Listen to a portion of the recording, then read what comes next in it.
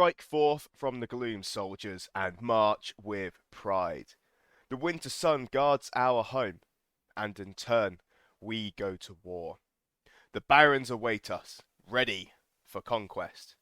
We may bleed, we may fall, but we stand unbroken. Courage, loyalty, behold the eagle of Varushka. Yaromir Ostrovinkotska, General of the Northern Eagle.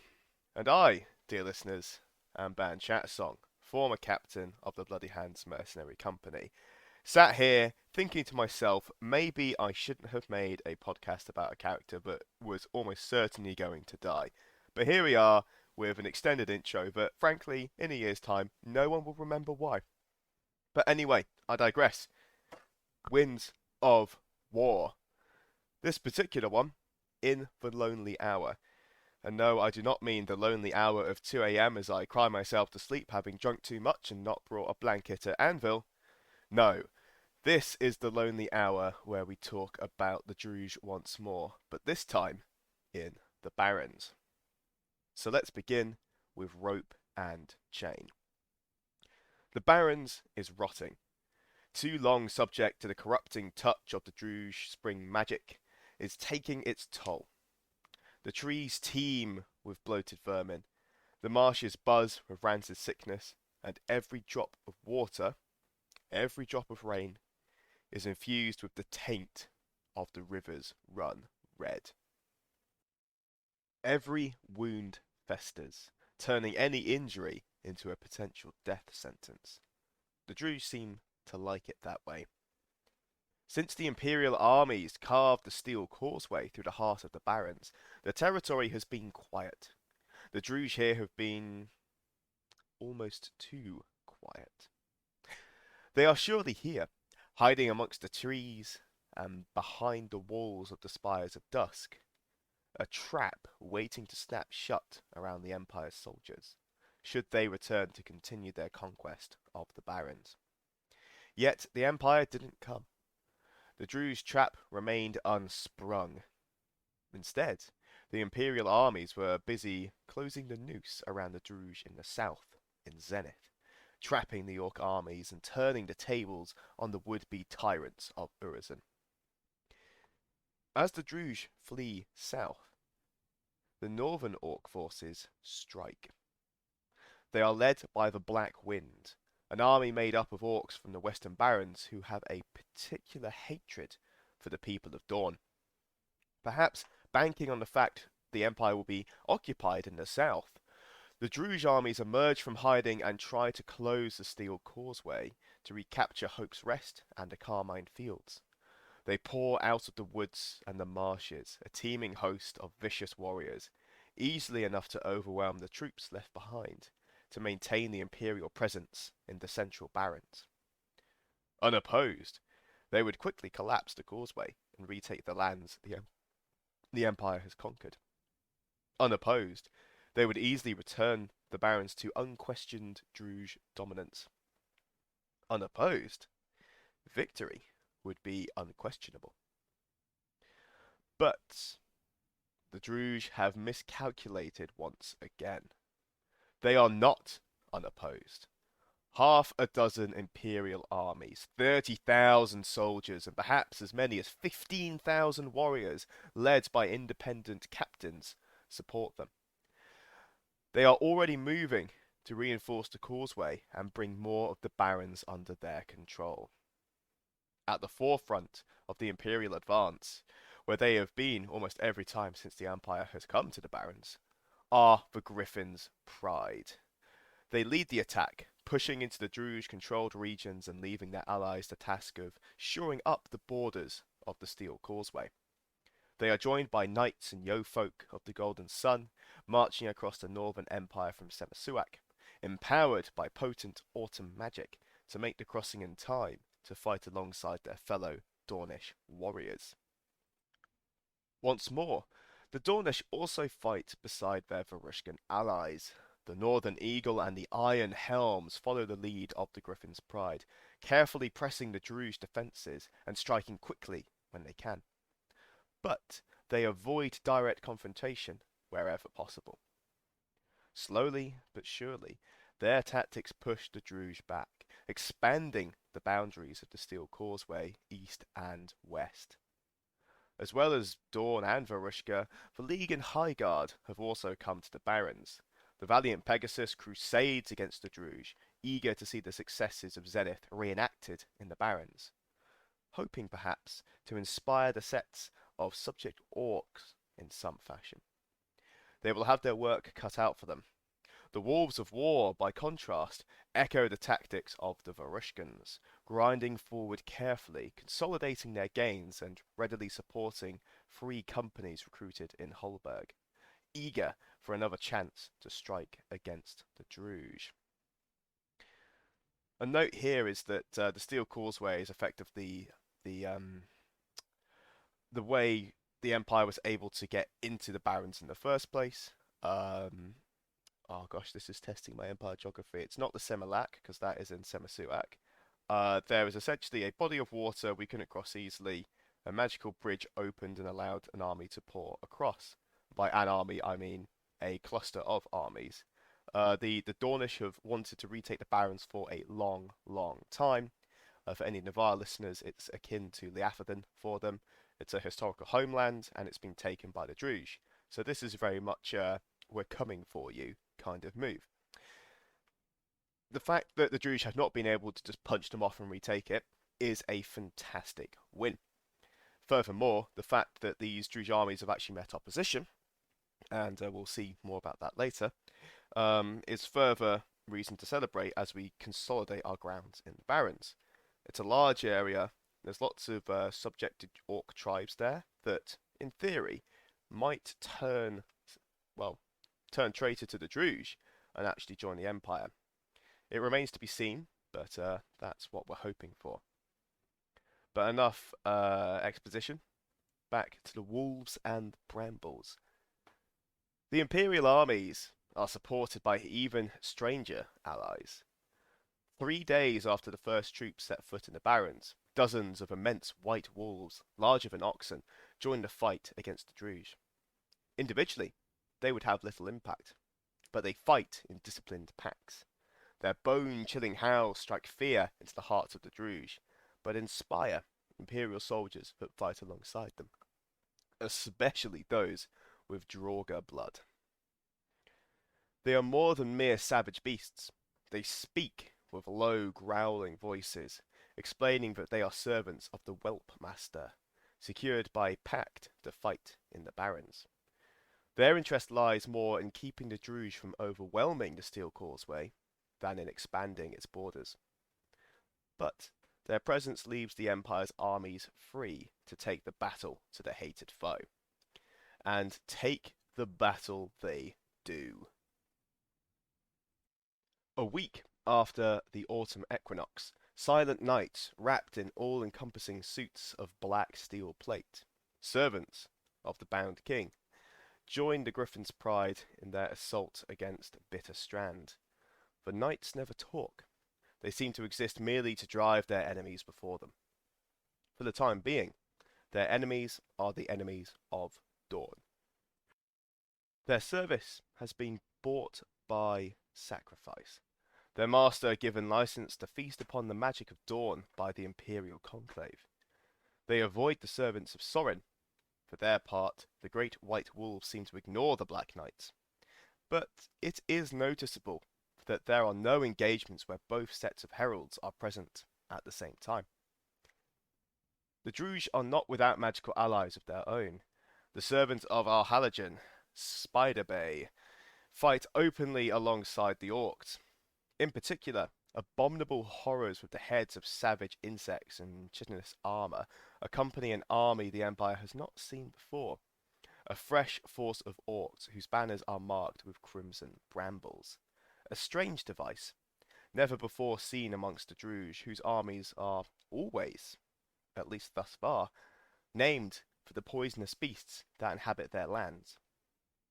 Imperial veterans with bitter experience fighting the Druj whisper amongst themselves as to where they have come from and what this means. It's difficult to get a feel for the numbers of Druj fighting in the Barrens, but League scouts estimate that there are at least as many Orc warriors as Imperial soldiers in the Barrens, without taking into account their supernatural allies, or the garrison of the Spires of Dusk. Of course, Imperial progress is slowed by the magical wards the Gulai, the essentially Druj high priests, have raised over the forests. The forests to either side of the Steel Causeway twist with corrupting magic, striking against any Imperial force that dare push into Farweald, the Bleaks, or the untrod groves. Despite their numbers and the advantages secured with their dark magic, the Druj still fight cautiously. They seem almost to be testing Imperial resolve, striking quickly, then retreating wherever possible. There are few pitched battles, but those that do take place are absolutely brutal. The Orcs seem more interested in minimizing their own losses, rather than inflicting them upon the Empire's soldiers, apparently trusting to the spring magic that they have laid down to do their work for them. In the Teeth and Tempest, this caution serves to blunt the effectiveness of their attack. The Imperial forces in the Barrens are ultimately able not only to maintain control of the Steel Causeway, but to slowly push outward. The focus of their advance is Bitter Strand, the coast of the Barren Sea, and the mithril mine that lies along its shores. The defences of Bitter Strand have been shattered thanks to a potent spring ritual enacted under the guidance of the Spring Archmage during the summer solstice. Taking advantage of the conjunction of the fountain, a band of Imperial heroes used the Sentinel Gate to unleash a devastating tempest against the northeastern Barrens. The Bitter Sea has poured inland and drowned the region of Saltmarsh in churning floodwaters. As soon as it becomes apparent where the Empire's strategy will take them, the Druj move to intercept. Forced to face Imperial soldiers head-on, they fight with vicious desperation, and the churning waters of the hungry Bitter Sea are dyed red with the blood of human and orc alike, making manifest the spring curse that hangs over the territory. The Druj are desperate, but they are forced to fall back time and time again. Yet each time they retreat, they redouble their efforts to attack again the next day. All their defences in Bitter Strand are in ruins, and despite having been the masters of the Bitter Sea for a generation or more, the recent magical tempest has reshaped the land to a degree that the Druj cannot use it to their advantage. As the winter solstice draws closer, and once more all austere heroes can gather at Anvil, the Druj are forced to cede parts of the shoreline to the Empire, falling back eastward towards the Fangs, the rocky mithril mine that lies near the eastern shores of the Bitter Sea. Scouts report that the rocky columns that thrust out from the surface of the churning sea have experienced significant damage. Access is via a handful of makeshift bridges, made even more precarious by the fact the shores of the sea have shifted. The damage from the magical storm means it's doubtful the Druj will be able to hold the mine against a concerted Imperial attack, assuming, of course, that the Empire can conquer enough of the rocky coast to threaten the mine. With the mine behind us and hope and freedom in front of us, the situation in the Barrens is still not straightforward. And unfortunately, the Imperial advance is blunted. The Imperial Synod has made it clear that there is more at stake in the Barrens than mere conquest. They have decried the idea of the Barrens as a prize to be taken, and instead urged virtuous citizens to focus on rallying the septs and the subject tribes who labour under the oppressive tyranny of the Druj. At first it seems this urging might not sit well with the Dornish army spearheading the campaign in the Barrens. The nation's ambitions there are common knowledge, and have been for centuries. Yet, to the surprise of many troubadours in Dorne, they have agreed with the Synod. Indeed, they have embraced the idea of proving to the inhabitants of the Barrens that they will do all they can to free them. This commitment to try to make contact with the orcs and handfuls of humans who chafe under the yoke of the Druj has cost the Empire. Without it, they might have come very close to conquering the entire Bitter Strand. Instead, they have been able to resist the Druj and break the Steel Causeway, or at least break out of the Steel Causeway, but have made little progress in extending the amount of land they control. Yet, they have made it clear as it can be made, that they are not just here as conquerors, not just here to replace the dominion of the Druj with a tyranny of their own. There are many orc bands in Bitter Strand forced into servitude at the Fangs. There are warriors amongst the Black Wind, if you remember, made up of the Western Baron orcs originally, who hate Dawn, but who have no love for the monsters of the Malum. There are scattered pockets of Great Forest orcs left behind in the Barrens when the majority of their sept fled south into Thurunin. While the Imperial armies hold against the Druj, emissaries and scouts deliver a message of hope as best they can. The Druj can be beaten, and the Empire are not the enemy. The Empire speaks. It remains to be seen if any of the Baron orcs are listening. And for you, dear listeners, a classic example of politics versus military strategy. I wonder if you were in charge, what you would do. Would you go for the mines, ensuring that another strategic resource so desperately needed by the Empire is claimed once more? Or would you abandon that to bring forth our virtues, our way, our very means of life to these poor and oppressed people? I imagine that the Iron Helms couldn't care less, but perhaps some of the more virtuous... No, I'm going to retract that. The Iron Helms themselves are virtuous. They're courageous, even if their methods are unorthodox. But perhaps the more prosperous or religiously guided citizens might lean the other way. Certainly something to discuss over a pint or two. But back to blood and death. The Steel Causeway holds, despite the Druj effort to try and overrun it. The Empire has established a foothold in Bitter Shore, but little more than that. The Druj still controls the Barrens, and it is clear that their strategy has been cautious. Likely shaken by their losses in Zenith, they have been testing the Empire's defences. If they had come in force, if they had shown the disregard for their own lives that has characterised many conflicts over the last few years, then the situation might have been very different. Not only would the Empire have made little progress in expanding the Steel Causeway, it's actually likely that the Druj would have begun to dismantle it, had they come in force.